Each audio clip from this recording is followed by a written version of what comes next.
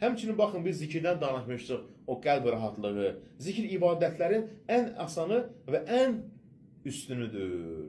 Zikir cənnət ağaclarındandır. Yəni cənnətə əvəzini verən əməllərdəndir. Nə qədər çox zikr etsən. Zikir həmçinin baxın, zikir Allahın elə bir ehsanı və fəzlətidir ki, başqa heç bir əməldə onun kimi nəticə görməzsən. Yəni müstəhəb əməllər içərisində ən üstündədir, əməllərdən birisidir. Müstəhəb əməllər içərisində.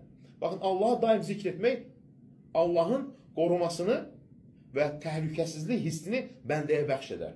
Bu qoruma həm dünyada, həm də axirətdə bəndənin rifahını və xoşbəxtliyini təmin edər.